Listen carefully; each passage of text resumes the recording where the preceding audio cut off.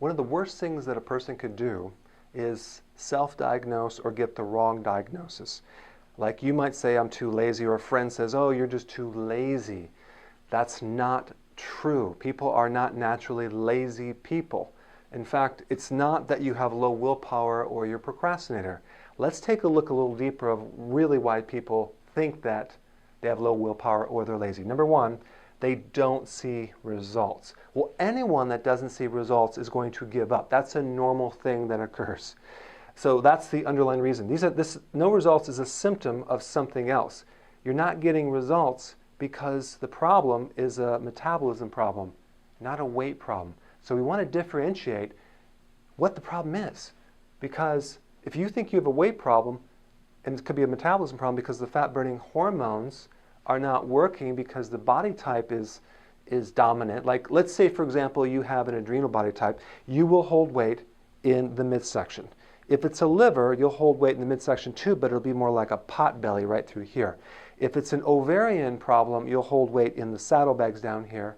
Yet if it's a thyroid, you'll gain weight all over, not at any one location. So again, instead of just focusing on losing weight, go deeper and see, maybe it's because your metabolism messed up because your hormones are off. This is the underlying cause. Number two, cravings.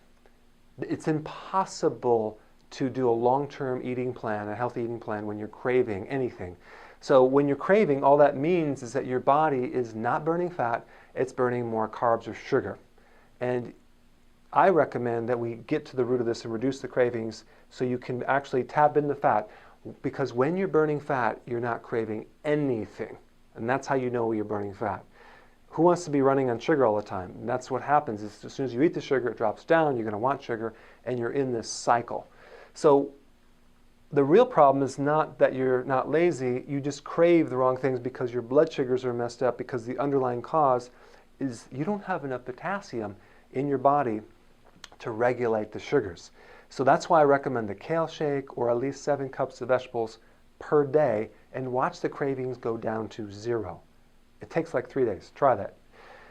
Third thing, you maybe say, I'm not motivated to exercise, right? And you think you're lazy, and that's not true. Most people are just too exhausted to be able to exercise. They're not healthy enough to exercise. They're too tired. And I never recommend exercising if you're too tired. Other people will say, oh yeah, you need exercise to get energy. Yeah, just to spike your adrenaline, and then next day you're going to feel like crap. So we want to get energy to be able to exercise and feel like you want to exercise. And the way we do that, if we get to the root of it, we have to fix your sleeping problem. We have to start getting longer sleep, more sleep, and tweak that right there. That's the underlying cause. Okay, the fourth most common real reason why people think they're lazy or they've been misdiagnosed is that they're stress eaters. Stress, one way to release stress is through different foods, chemicals in foods. Like when you eat a refined carbohydrate or sugar, all it's doing, it's manipulating certain hormones that are releasing stress. And when you're tired, hungry, or stressed, you're going to be more reactive. You're not going to think about tomorrow, you're going to want it right now and not really even think about it. Why? Because you're trying to solve a problem.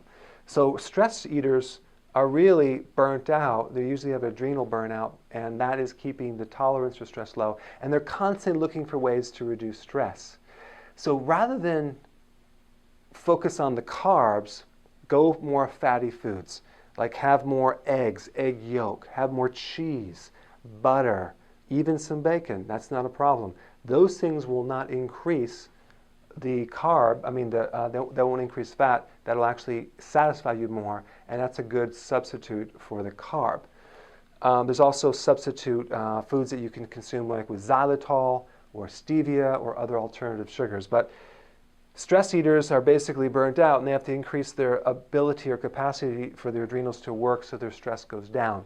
So these are some underlying root causes, symptoms versus causes, and just so you know, you're not lazy. That's the wrong diagnosis. You're just tired, you're a stress eater, or your metabolism is slow, or your blood sugar's off. That's the real underlying cause.